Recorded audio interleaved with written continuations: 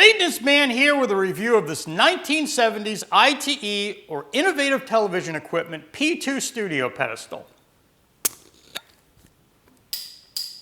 It has an H2 pan and tilt head, also by ITE. You might ask, why am I reviewing a 50-year-old piece of TV studio history? Well, some of you might know Mr. Dogpoop from his YouTube Unleashed channel. Now, Mr. Dogpoop has decided he wants to make a TV series. No shit. It'll be 8 episodes that we plan to share on one or more of the major streaming platforms. I can't really say much else about it, other than we start filming in January of 2025, and it should be completed later in the year. Rest assured, it is going to be even more outrageous than his short YouTube videos. I'll tell you one thing. In the series, Mr. Dogpoop has his own local cable TV show.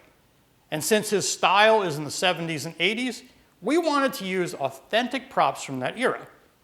And since we have it, let's take a closer look at this iconic piece of television history.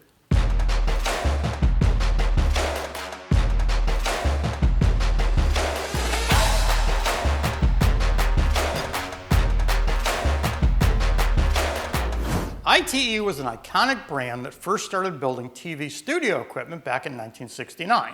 I don't have an exact date on when this model was built, but I'm estimating around the mid-1970s. This and other ITE pedestals were used by television studios across the globe, on news broadcasts, TV shows, even before color cameras were invented. That's right, people. At one time, TV was just black and white and looked like this.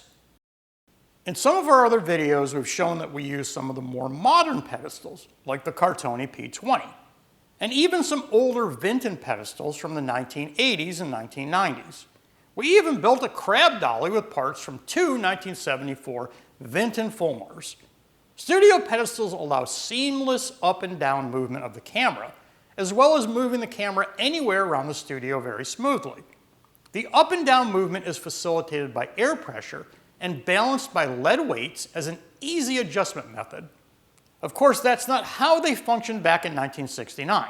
In fact, this pedestal uses lead weights, counterbalance springs for even weight distribution, along with a simple cable pulley system with steel cables to move the camera up and down. This is extremely basic. A steel cable attached to weights. You essentially put the same weight on each side, working like a seesaw. The newer designs have both crab and steer modes, while this model has crab only, as the wheels are all connected by one solid chain driven by a shaft directly down the center. The pan and tilt head is nothing like modern fluid heads. It's all mechanical, riding on bearings with simple friction adjustments to create some tension. Of course, these were made when TV cameras weighed up to 300 pounds. So as you can see, it's very sturdy, heavy, and capable of supporting a lot of weight. This is not something I would recommend for you to go buy for your modern studio. It won't give you the precise movements you want, and because it's more valuable as a prop or collectible, they're still a bit pricey even at 50 years old. If you want one today, they're available, but expect to spend $1,000 to $3,000 for something that belongs in a museum. But for our purposes of supporting Mr. Dogpoop, who also belongs in a museum, along with old antique props, the production value is huge. Clearly, the visual impact is worth way more than the $1,500 we spent on it. Now we just need to find an old studio camera big enough to fit on it, because this doesn't look right at all. To give you an idea of how big the cameras were in 1970, this is the mounting plate.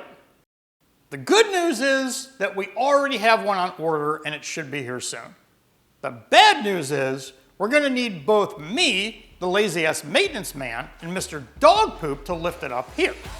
And anytime there's work to be done, Mr. Dogpoop always seems to disappear.